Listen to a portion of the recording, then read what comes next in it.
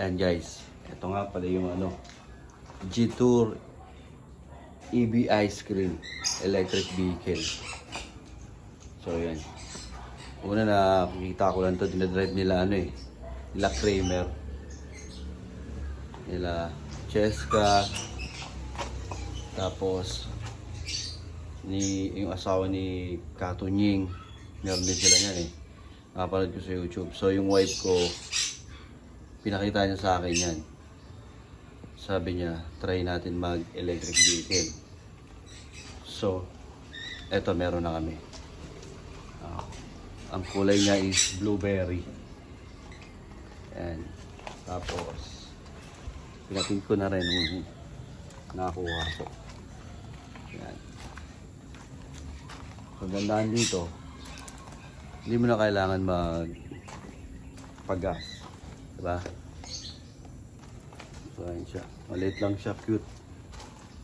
Yung drive ko nga ito pa uwi, nagtitingin sa akin yung mga sakyan, yung mga nag-drive, nakita niya. So yan, ito yung niya, charging port niya. I-lift mo lang yan, tapos open mo to. Yan. So may kasamang ng charger na, syempre. Importante yan So marami rin palang mall na merong charging area doon. So huwag kayong mag-worry na pag-alobat hindi kayo makapag-charge. Meron na rin. So kahit sa bahay pwede, meron naman siyang charger. So syempre, sigurado muna na hindi ka malalobat 100% kung alis ka. So nag-try ako mula dito sa San Jose del Monte sa Mozon hanggang sa SM Fairview. Walang traffic. Nakaano ako, 20% yung gamit ko. So sabihin na natin may traffic. Diba? Bali sabihin natin 30%, 35% balikan. May traffic yun. Matito ka pang 30%, 35 balik, 35 pa uwi. So 70% yung magamit mo, makakauwi ka pa. So yan, ito yung loob. So dito naka-indicate lahat ng, makikita mo yung kilometer, yung ayan, yung battery, ilang percent. Ito 100% pa siya. Yung door nya, indicator. Ito, tapos yung neutral nya, nakalagay neutral. Radio, ang tinakbo nya palang 34 km simula SM Fairview hanggang dito sa amin pa uwi. So ayan. Tapos ito yung aircon naman nya, easy. Tapos yung fan, tapos kung saan mo siya padadaanin, parang sasakyan din natin. Tapos ito naman yung shifter nya, reverse, neutral, drive. Ito may para sa power window sa left and right mo. Ito naman yung handbrake. So yan, itong rear view mirror na to, meron siyang port, pwede siyang lagyan ng ng CCTV, dashcam pala, dashcam yan. So kaya sumakay dito 4, dalawa sa harapan, dalawa sa likod, kasi 3 o 5.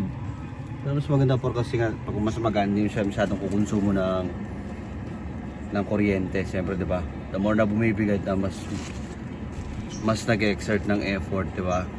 So yan, kung dalawa lang kayo, siyempre, normally yung bibili nito, dalawa lang, isa lang, pang solo lang, 'di ba? So mas makakatipid siya. Tapos city driving lang siya, siyempre. Although kayang lumayo, siyempre, ang problem nito, nga, kung sa pinunta mong medyo malalayo, walang charging. Sa bagay, kahit bahay, pwede naman, no? Makikiusap ka na lang. Or sa pupunta mo, sa bahay mo. Or something ganun. So, yan. Kaya hindi rin problema kung mapalayo. Tsaka yung bilis siya, mabilis din. Nataw ko. Meron siyang dalawang function. Meron yung economy, yung medyo mabagal lang. Tapos pag nilagay mo sa sport, yun yung mabilis. So try ko pareho yun. Pag paakyat daw, sabi i-try mo pa sport para malakas yung hatak, mabilis. Mabilis nga talaga siya. So, pagka yung drive ka lang sa patag, eco mo lang para makatipid ka sa kuryente. Tumagal yung battery mo. So yun yung mga tips nila. So ginagawa naman natin yun. Minsan pagka gusto kong matawid lang, ini-sport ko. Ang bilis din talaga. Kahit tumakbo ng 100 Try ko. Pero hindi ko na try mag 100 kasi mabot lang ako ng 80. Masyado maiksi yung yung takbuhan. Pero sa expressway, kaya tumakbo ng 100 to. Kasi pinapaan ko ng todo, umakit pa eh. Kasi sa mga napapanood ko din, ganun din. Maabot din sila sa 100, pinapakita nila. So, di ko pa na-try sa expressway kasi kadalating nito, hindi naman kami dumaan doon. So, siguro sa ibang araw, try ko ibang doon. Subukan ko. So, yan guys, ang ganda niya. Smooth siya i-drive. Nung una, parang ayaw ko eh. Sabi ng wife ko, try ko. Yung na-try ko, parang kotse na rin siya talaga. Pero syempre, iba yung hinahanap natin bilis, diba? Syempre hindi ganon. Kasi electric to. Pero sa bilis, meron talaga. Lalo pag nakapag-sport siya.